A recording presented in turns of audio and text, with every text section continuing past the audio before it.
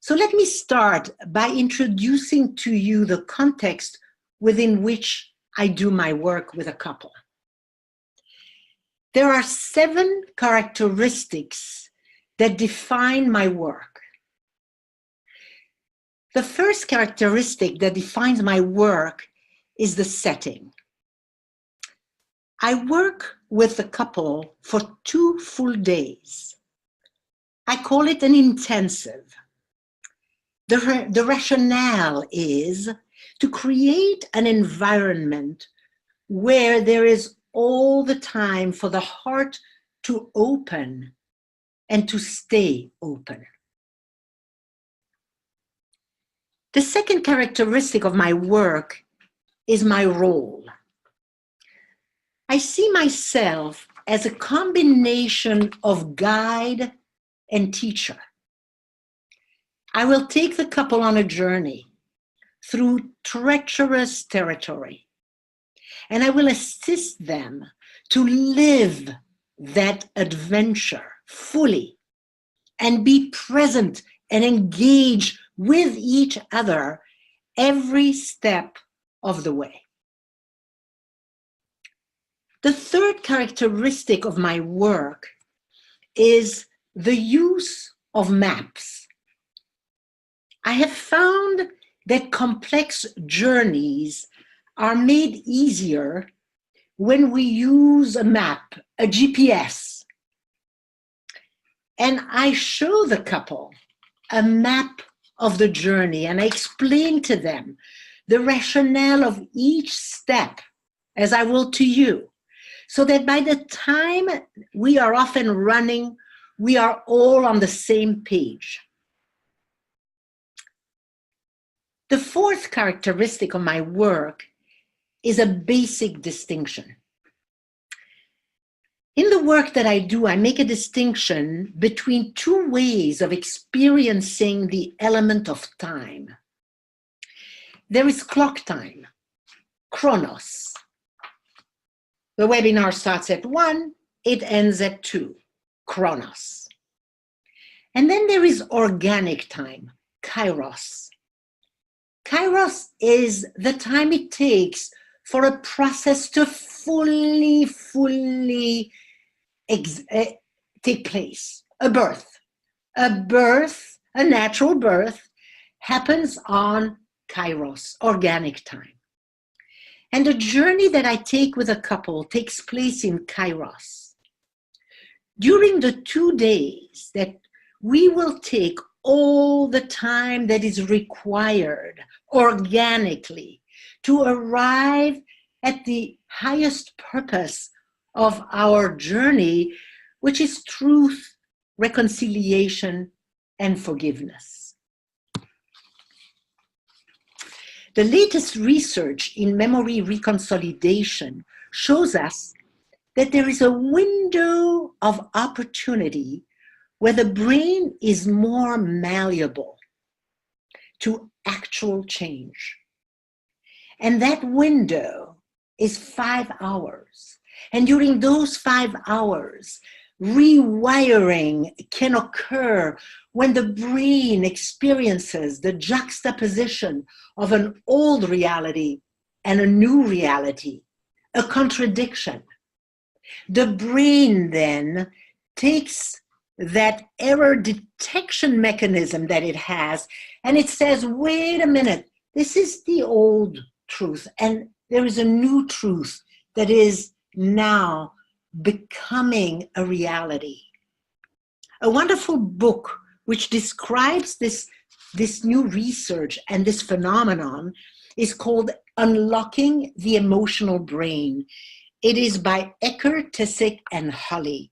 And I highly recommend that you look into it because it gives you a chance to see why longer sessions in which you keep things open are so useful for real transformation of the brain.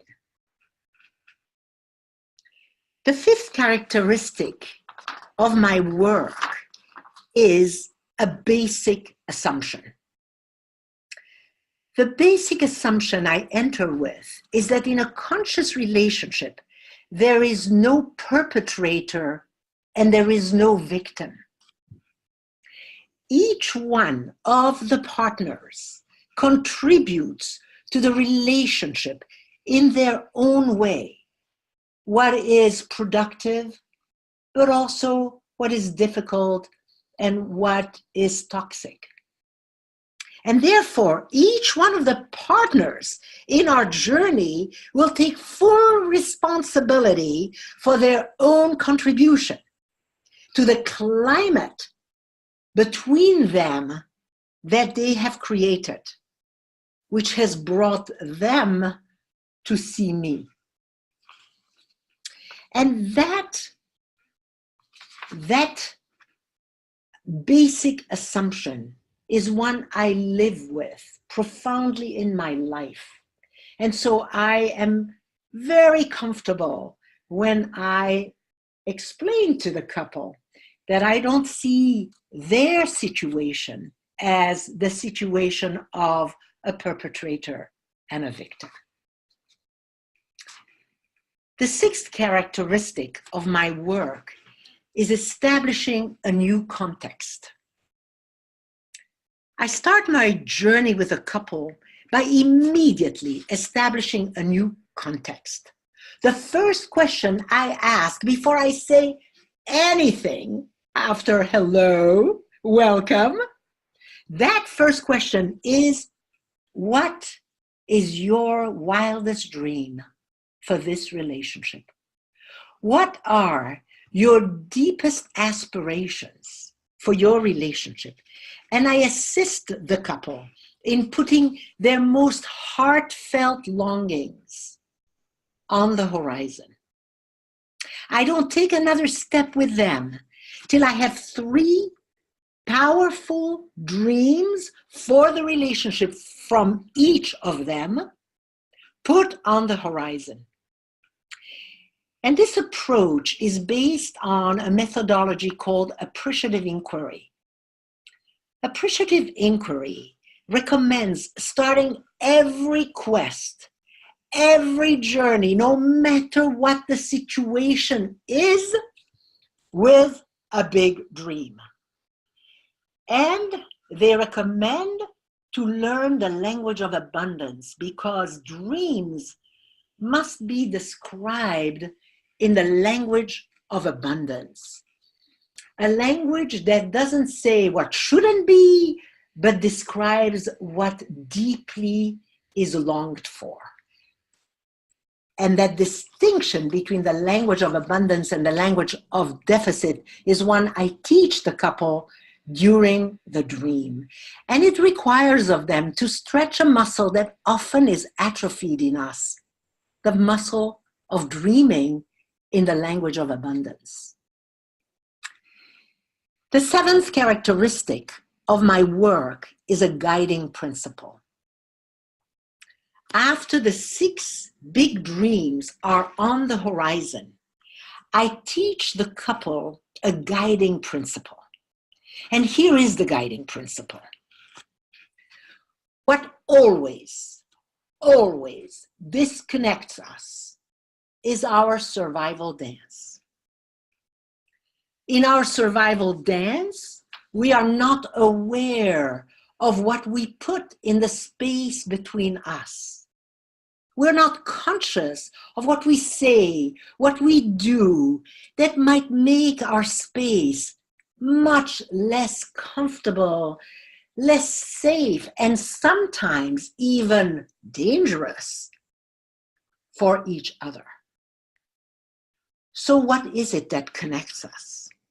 And what connects us always is the embrace of 3 invisible connectors. I take the time to describe to the couple what these 3 connectors are and give them a visceral experience of them, so that by the time we enter the Amends Journey, they now know that it's done in the purpose of clearing the relational space and making it safe and sacred.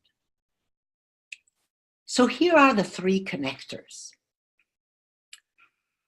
One connector is the consciousness of the relational space between us. Our relationships live in the space between us, a space which the philosopher Martin Buber called sacred. We are responsible for the climate in the space between us. And it is not just essential for us, but it is also essential for our children, because I like to say that our children's playground is in the space between the couple. And when that space is safe, rich, fertile, sacred, then the playground of our children is safe and sacred. And so the embrace of that relational space and knowing how to enrich it is one of the invisible connectors. The second invisible connector is a bridge. It's a bridge between two worlds, because as a couple, our worlds are actually incompatible. We only fall in love with an incompatible person. We don't know it, because when we're in love, we have a sort of anesthetic running through our veins, and we have no idea that we found the most incompatible human being in the whole entire universe, because nature isn't really interested in our happiness. Nature is interested in our wholeness. And we find this incompatible human being with whom, when we learn about each other deeply and can embrace the difference, we can reconnect with disconnected parts of ourselves and become whole again. And so we need a bridge. We need a bridge between these two worlds that are so very, very different that the sun doesn't even rise and set at the same time. There are two languages spoken in these two worlds. And in order for us to know the other, we actually have to cross that bridge and bring totally new eyes and new ears and a new heart to learn who this other person really is. And the third invisible connector is what's called the encounter.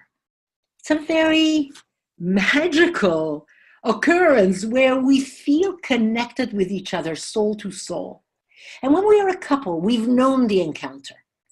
It was there in the beginning. It was there at special moments. It was there at our wedding. The encounter is that time where soul meets soul. And we know it, for example, in nature. When we walk in nature, sometimes we suddenly enter the realm of the encounter where we don't feel separate from nature, when we feel at one. And everything receives a new color and a new scent, and we're completely present. With music, sometimes we hear a piece of music, could be Beethoven's Ninth, we've heard it a million times, but this time we enter the zone of the encounter. It's not the music and us anymore, it's all one, and it brings tears to our eyes. And as couples, we have that capacity, the capacity to meet each other in that oneness. And that is the third invisible connector, our capacity for the encounter.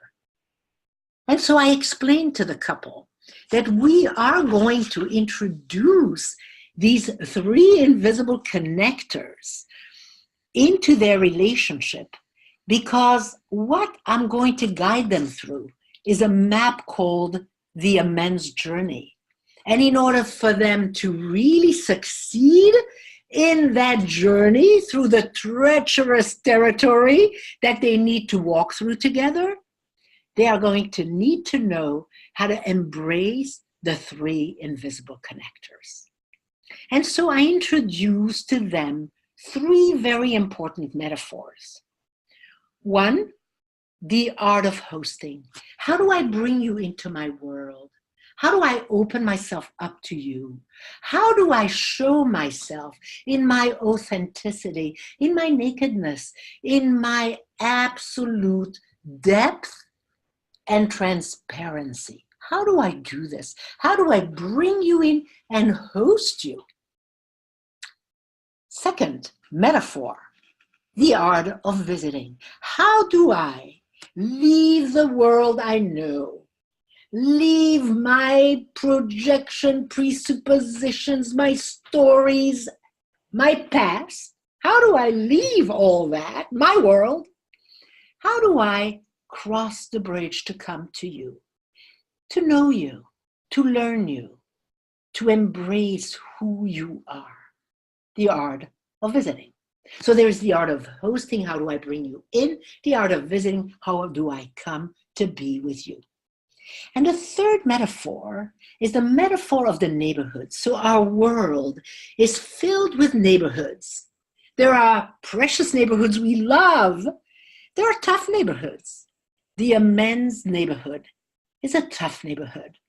And before we go to a tough neighborhood, we're going to learn how to bridge in a neighborhood that is much more comfortable, much more easy to learn a skill.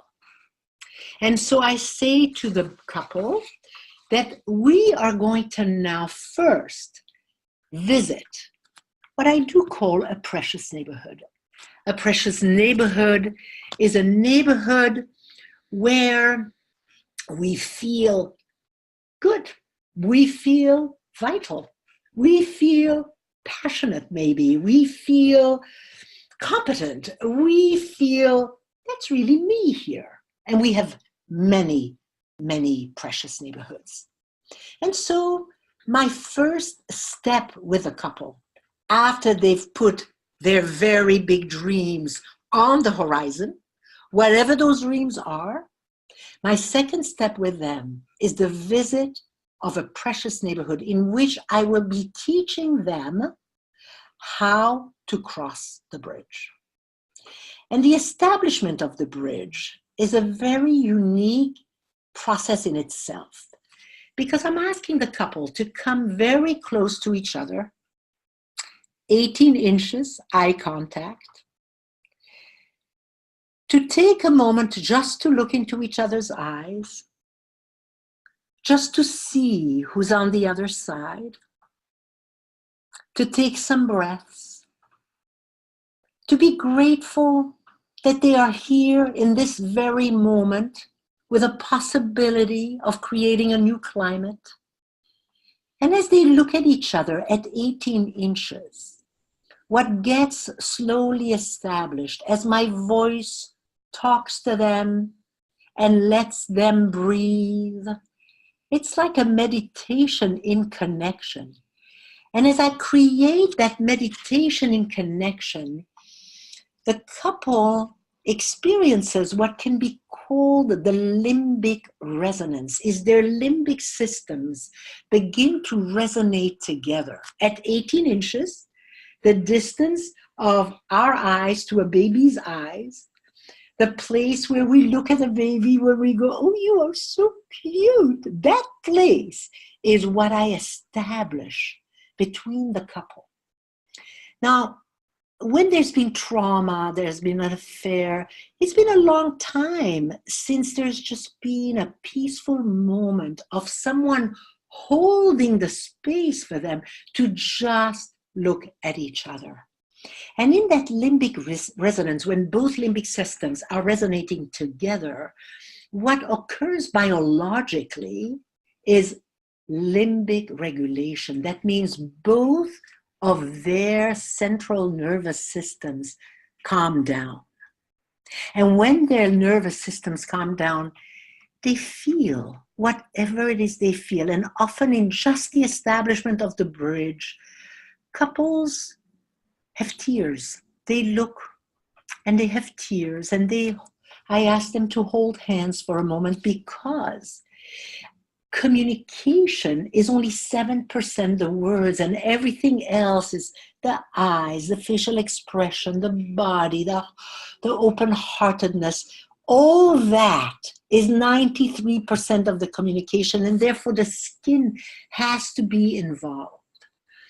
Often couples haven't held hands in a while in sort of a comfortable way where their central nervous system was calm. And so I won't go another step till I've been able to establish with the couple this limbic resonance and this limbic regulation. And when that's done, I say to them, for whom would it be more of a stretch to be a host and say, come to me, I want to bring you to a precious neighborhood of my world? For whom would it be more of a stretch to be a visitor, to leave wherever you are, the neighborhood of your world, and actually cross the bridge?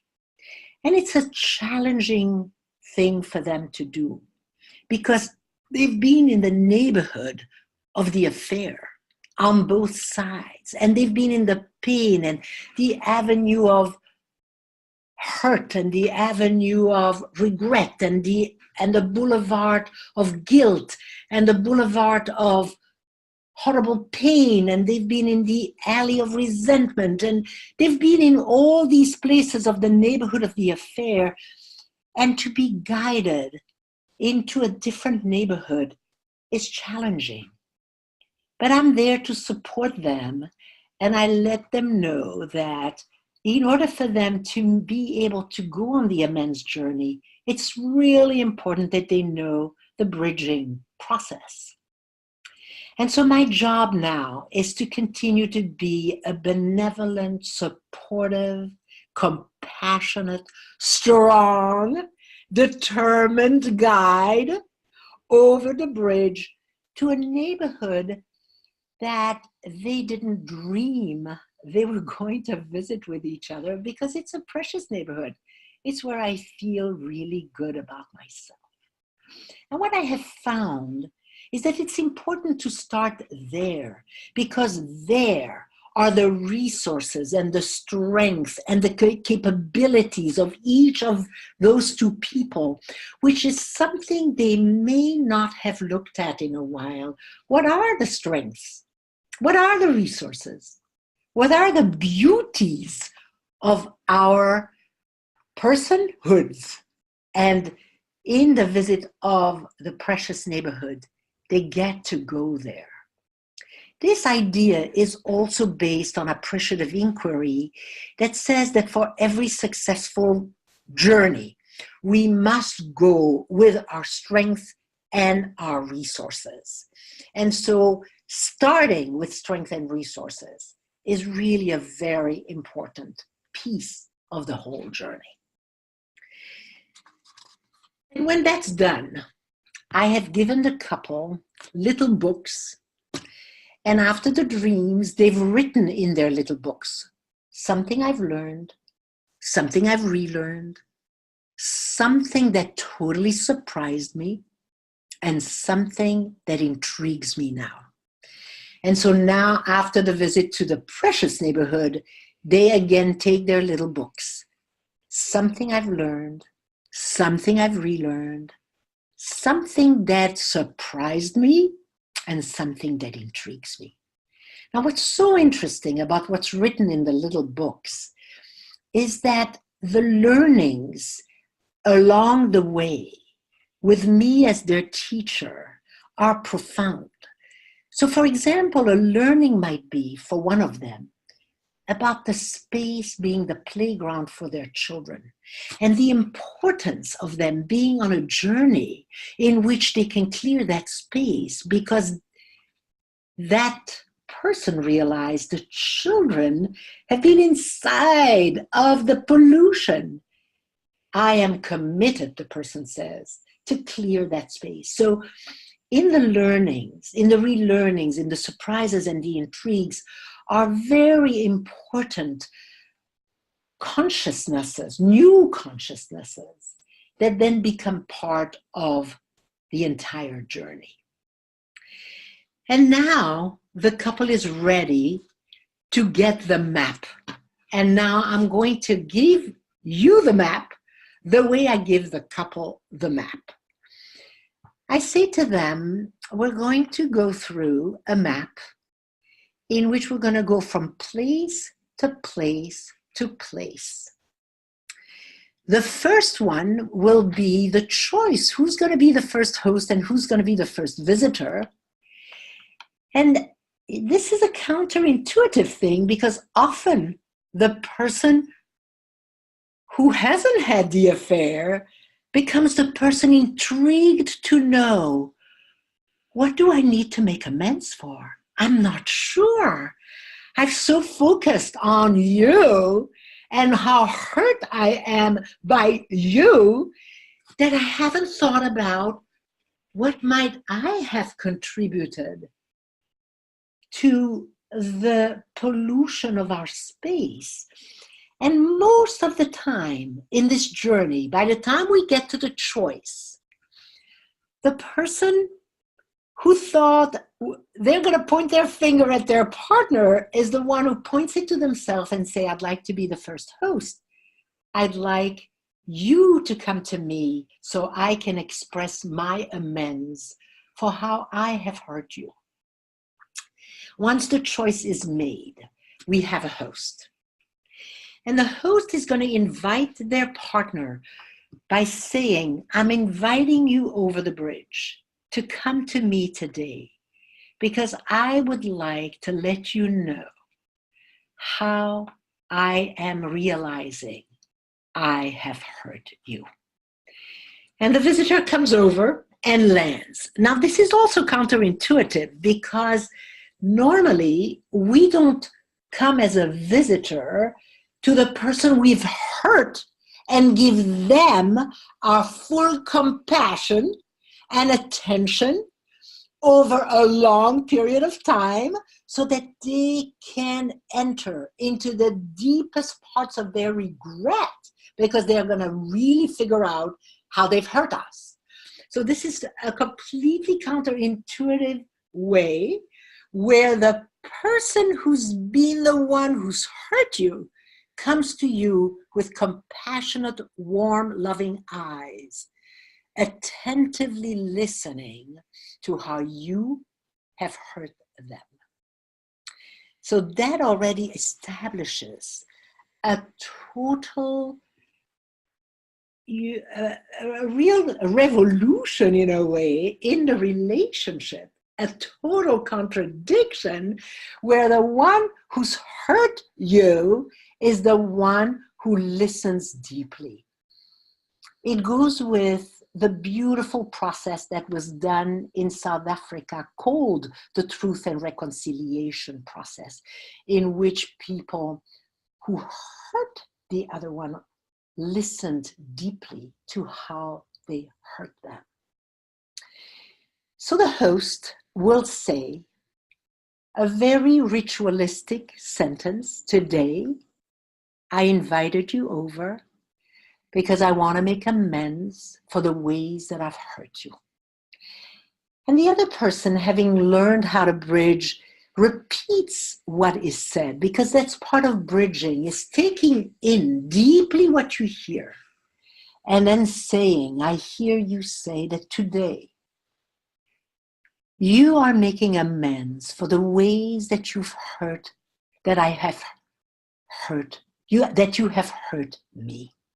Am I with you? Yes.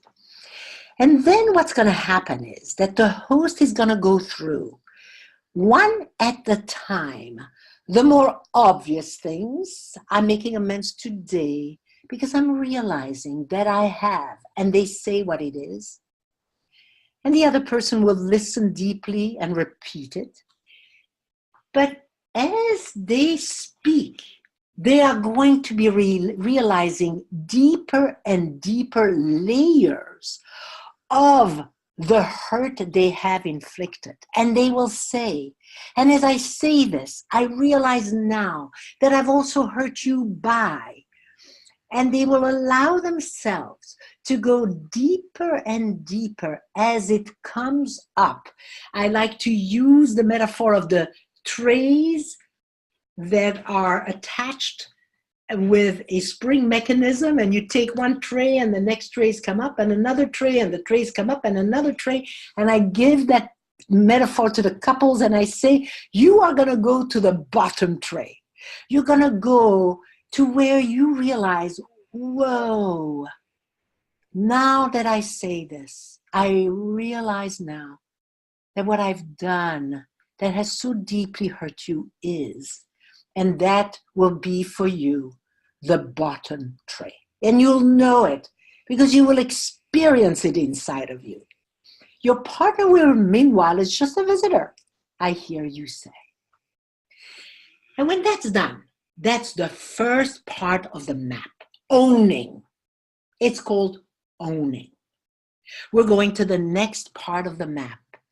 And it's a place that's called, you did not deserve this. You never deserved this. And that's a really important sentence because the truth is that none of us ever deserve to be hurt, ever. Not by our partner and not ever in the journey we've taken already. And so that statement is a statement of truth that must be spoken. And often the person who speaks it can really feel it now because they went tray by tray into everything they now realize they've done that has been so painful to the other person. You did not deserve this. You never deserved this. The next part of the map is a very big expanse I call the emotional landscape. The host then says, and I imagine that the way you might have felt while I did all this is, and they will go 2 feelings at a time, hurt and betrayed.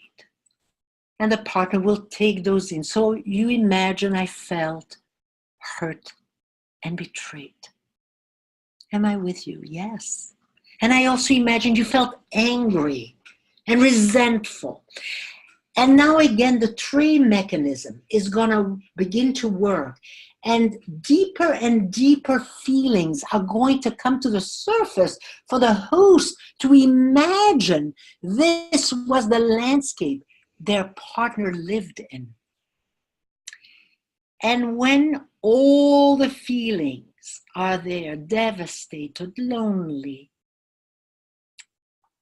angry, rageful, vengeful, whatever it is, again, the host will feel like they have come to the core, to the deepest feelings. And at that point, I will read those feelings back to them.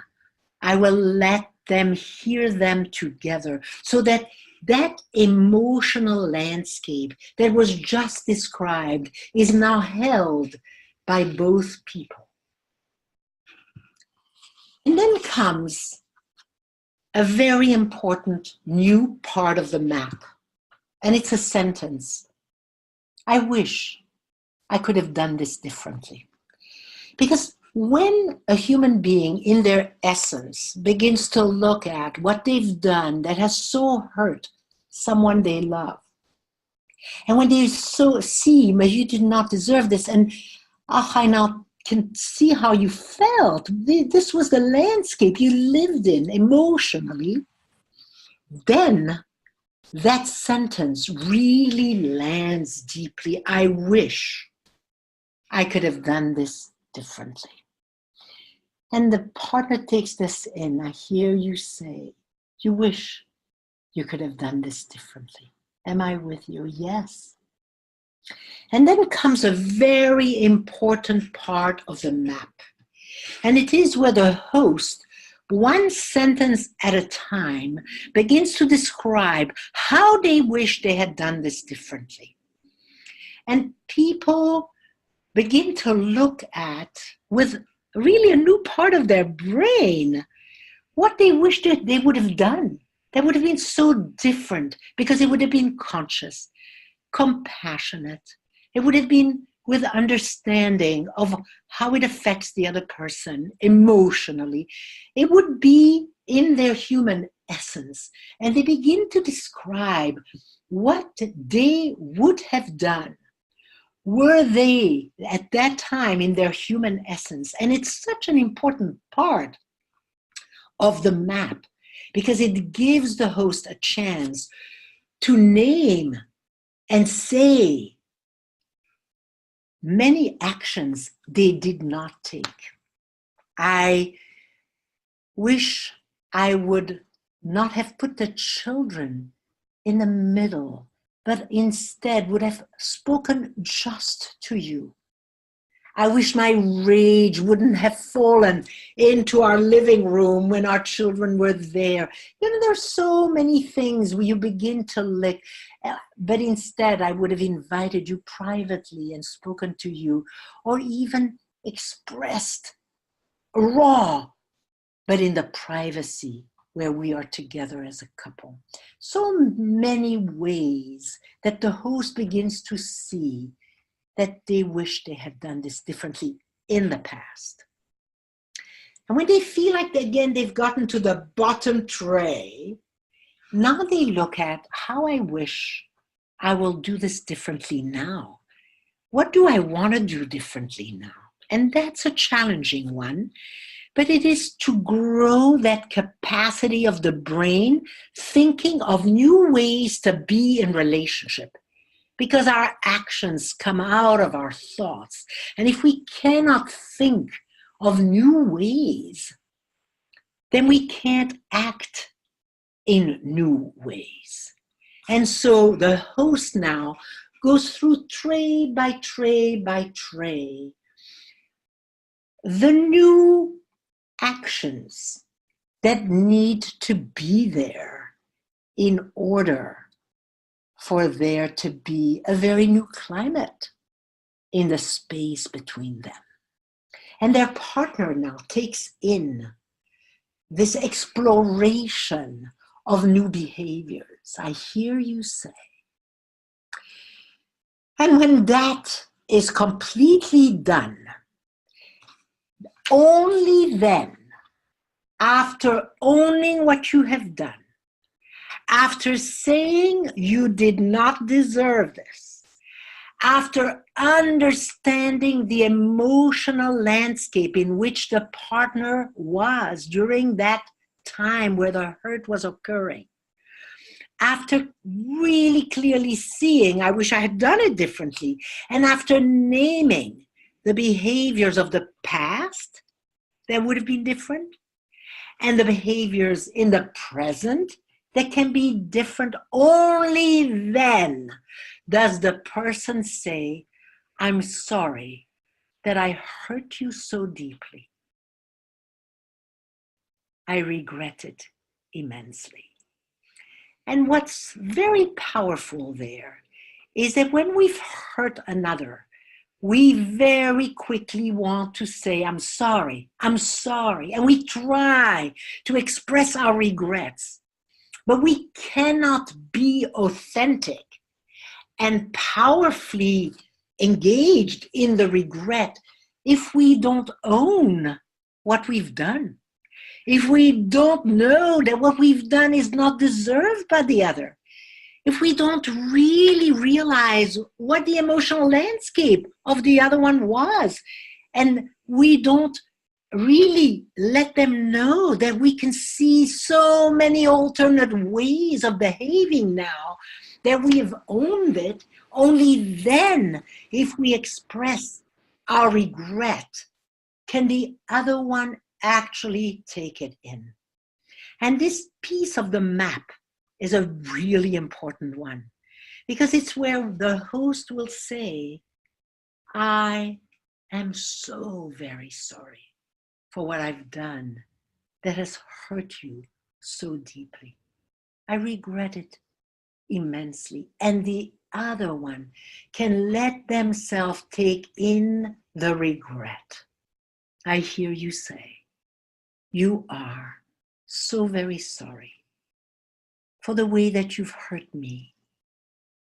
And you regret it immensely. And by then, the person is believable. And that moment is a moment of profound encounter where most of the time, both people just cry together because they've been so longing for that moment where one can say to the other, and it, as you know, doesn't matter whether it's the partner who's had the affair or the other one, it's both people in the relationship just owning what they have done that has been so painful and hurtful on the other side.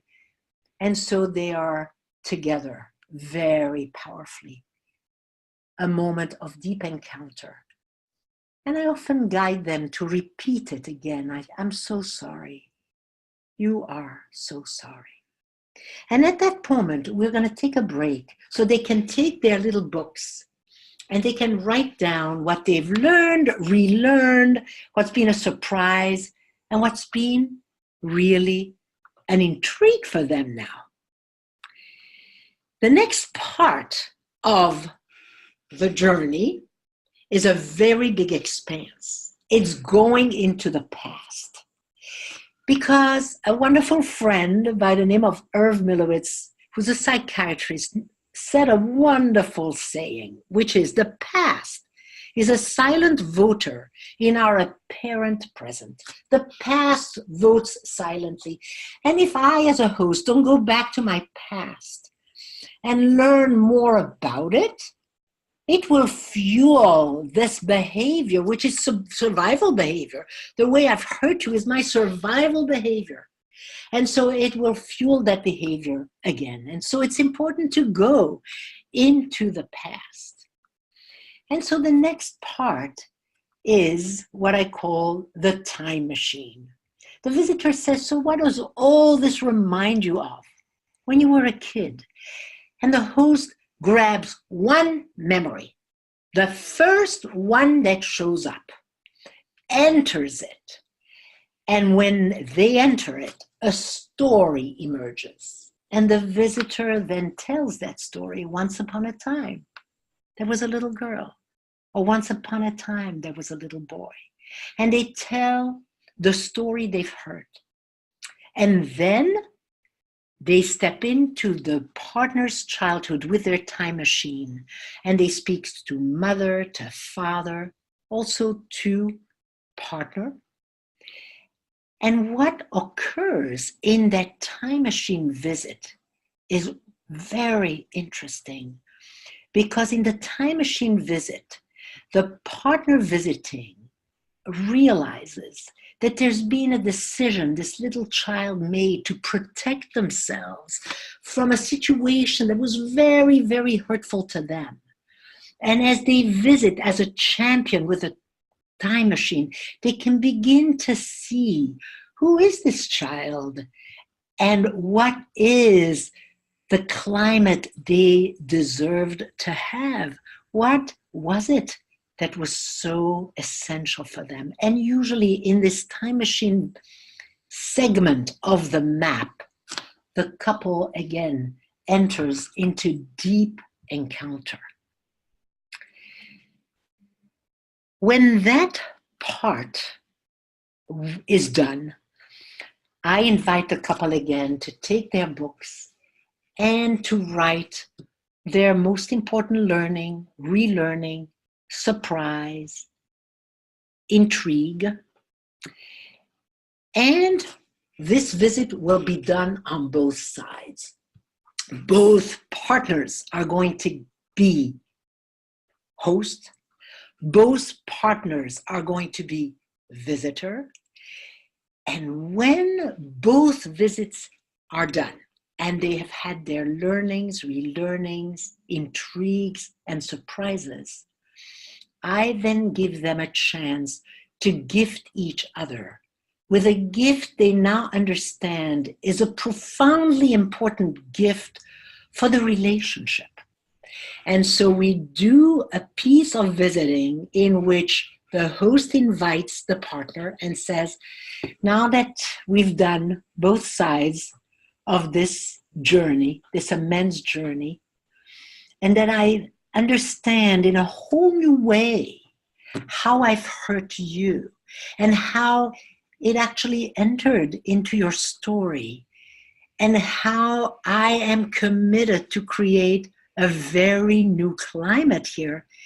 Here is the gift I'd like to give you. And so on both sides, we explore a gift that would be a stretch and would gift the partner with a very important piece in the relationship that has not been present before this deep understanding occurred. So I was lucky to be able to create a video of the Amends Journey with a couple. I wanted to very, very much. It was one of my wildest dreams. I had put it on the horizon. And then I did a training for therapists in encounter-centered couples therapy. And a therapist was there the first day, and she said to me, "Listen, Hedy, I've told my husband about the training. My husband has had an affair. And he's interested in coming to the training because what you're teaching intrigues him. Could he come for the second and third day of the training?" And I don't always say yes, but something this time said, okay, let's include him. Let's find a way to make him part of our circle that got to be very, very intimate already so that we can continue with him present. And he stepped into the training, and at the end of the training, they both came up to me and they said, "We know that your dream is to make a video of the Amends Journey, and we would like to volunteer." And so that couple, Josiane and Alex, became a volunteer couple, and we made a film. So I have a video of what I just described to you, the step-by-step map that I described to you today. And in that video, I don't do the precious neighborhood because the couple learned it in the training. So that part won't be in the video, but the wildest dream and every step of the way will be in the video. And the reason I'm telling you this is because their dreams did not match. He wanted to be in the marriage. He wanted our journey to bring them back together. She wanted out of the marriage, a divorce. She wanted our journey to create a dignified way to actually not be together.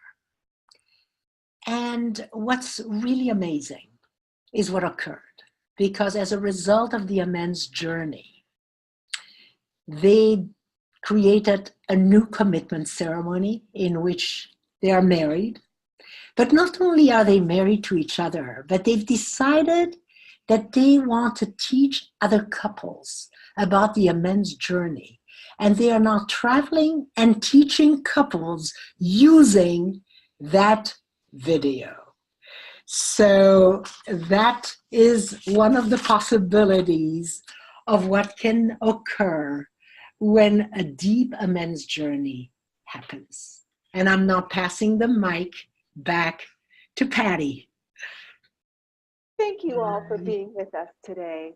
The video program Hedy just mentioned, Affairs, a step-by-step process for reconnection, is available for purchase. For attending this webinar, you receive a 50% discount. Your discount code and a link to the video's webpage is in the email you received yesterday to access this webinar. Later today, I will be sending you a few items.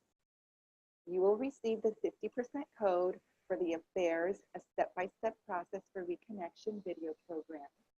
You will receive the recording of this webinar. You will receive a link to our resource center. You will receive Hedy's bio, and you will receive the code for your $100 scholarship towards a Couples Journey workshop. This couples workshop will take place on October 19th through 21st in Washington, D.C. The $100 scholarship is valid for you and your partner, as well as for your clients. 21 CEUs are available for therapists who are attending the couples workshop in October. I want to let you know that Hedy is also available for her 2-day private intensive sessions, custom designed for one couple. She does these sessions in Washington, D.C., and by invitation to the area where the couple lives. Hedy also provides a professional discount to therapists who wish to experience the Tuesday session with their partner. You will find more information and registration for these upcoming events at HedyUni.com. You can also give me a call at 786-708-0955 or Jeffrey at 305-604-0010. Thank you again for joining Hedy today for the webinar on healing from an affair.